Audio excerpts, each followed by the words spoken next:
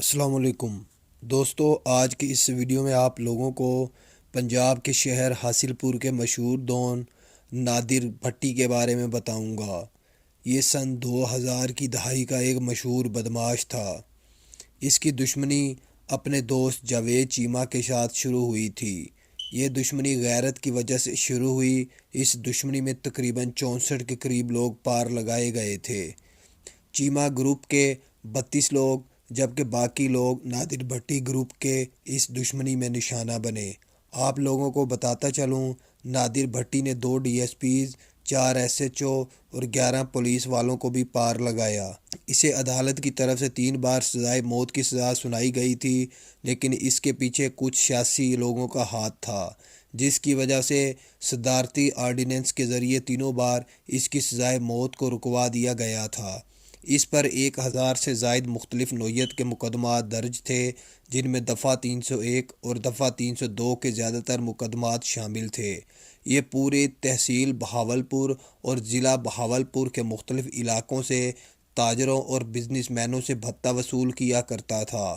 اس کے خلاف علاقہ مکینوں نے بہت سے احتجاج بھی کیے، لیکن سیاسی اثر و رسوخ ہونے کی وجہ سے پولیس اس کے خلاف صرف مقدمہ درج کرنے کی حد تک ہی رہتی تھی۔ اس کے بارے میں جیو نیوز نے ایک تفصیلی انٹرویو بھی چلایا تھا۔ آپ لوگ 2007 8 جنوری کا وہ انٹرویو جیو نیوز پر دیکھ سکتے ہیں۔ مزید تفصیلات جاننے سے پہلے جن بھائیوں نے ابھی تک میرا چینل سبسکرائب نہیں کیا، وہ میرا چینل سبسکرائب کر لیں۔ دوستو، نادر بھٹی کا دوست چیمہ جو تھا وہ اس کے گھر آتا جاتا تھا۔ دونوں کی گہری دوستی تھی۔ اسی عرصہ کے دوران نادر بھٹی کی بیوی چیمہ کے ساتھ سیٹ ہو گئی اور اس نے چھپ کر چیمہ کے ساتھ نکاح کیا، جس کا بعد میں نادر بھٹی کو اپنے علاقے کے لوگوں کے ذریعے پتہ لگا۔ اس بات نے نادر بھٹی کے اندر آگ بھڑکا دی تھی اور لوگوں نے اس کی غیرت پر باتیں کرنا شروع کر دی تھی۔ کہا جاتا ہے یہ جس دکان پر جاتا تھا وہ اس سے پیسے نہیں لیا کرتے تھے۔ جب لوگوں نے اس کے خلاف زیادہ باتیں کرنا شروع کی تو اس نے چیمہ کی 2 بہنوں کو اغوا کر کے ایک ساتھ ہی دونوں کے ساتھ نکاح کر لیا تھا۔ یہاں سے باقاعدہ ان دونوں گروپوں کی دشمنی کا آغاز ہوا۔ جب چیمہ گروپ اپنے لوگوں کے ساتھ اپنی بہن کی بازیابی کے لیے نادر بھٹی کے ڈیرے پر آئے تو وہاں پر دونوں گروپوں کے درمیان مقابلہ ہوا۔ یہ مقابلہ تقریباً 6 گھنٹے تک جاری رہا تھا۔ کہا جاتا ہے اس مقابلے میں نادر بھٹی گروپ نے چیمہ گروپ کے 16 لوگوں کو پار لگا دیا تھا، جبکہ نادر بھٹی کے 2 سگے بھائیوں سمیت اس کے گروپ کے 8 لوگ بھی چیمہ گروپ کا نشانہ بنے تھے۔ اس وقوعہ کے بعد دونوں گروپوں کے لوگ مختلف علاقوں میں فرار ہو گئے تھے اور پولیس نے دونوں گروپوں کے خلاف ہی مقدمات درج کر لیے تھے، لیکن پولیس نے کسی کے خلاف بھی کارروائی نہیں کی تھی۔ اس دشمنی پر پارلیمنٹ میں ایک قرارداد بھی پیش کی گئی تھی، جسے بھاری اکثریت سے منظور کر لیا گیا تھا، لیکن پارلیمنٹ کے اس اجلاس کے بعد بھی ان دونوں گروپوں کے خلاف کوئی خاطر کارروائی نہ کی گئی۔ کہا جاتا ہے اسی عرصہ کے دوران چیمہ گروپ اپنے لوگوں کے ساتھ سیالکوٹ شہر میں مفرور تھا اور اس بات کی خبر چیمہ گروپ کے ہی ایک شخص غلام علی نے نادر بھٹی کو دی۔ نادر بھٹی پہلے ہی آگ میں جھلس رہا تھا۔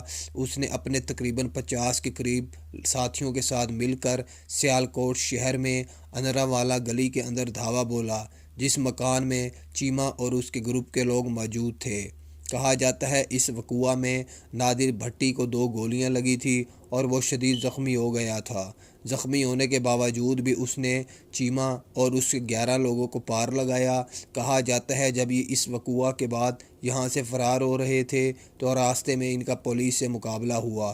اس پولیس مقابلے میں نادر بھٹی کے 17 لوگوں کو پولیس نے نشانہ بنایا۔ اس آپریشن میں تقریباً 16 ضلعوں کی پولیس نے حصہ لیا تھا۔ کہا جاتا ہے یہ پاکستان کی تاریخ کا ایک سب سے بڑا پولیس آپریشن تھا۔ اس وقوعہ کے بعد دونوں گروپوں کے خلاف عدالت نے ریڈ وارنٹ بھی جاری کر دیے تھے اور انہیں زندہ یا مردہ گرفتار کرنے کے احکامات جاری کر دیے گئے تھے۔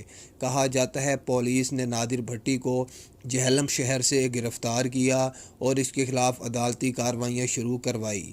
جب اس کی چوتھی پیشی تھی تو اس نے عدالت کے اندر ہی سیشن جج کو پار لگا دیا تھا۔ اس وقوع کے بعد اس کو الگ بیرک میں رکھا گیا تھا اور اس کے لیے جیل کے اندر ایک اسپیشل سیل بنایا گیا تھا۔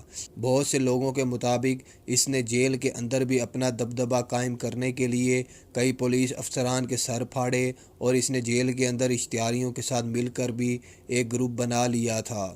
کہا جاتا ہے یہ اشتہاریوں سے 5 روپے بھتہ وصولی کیا کرتا تھا۔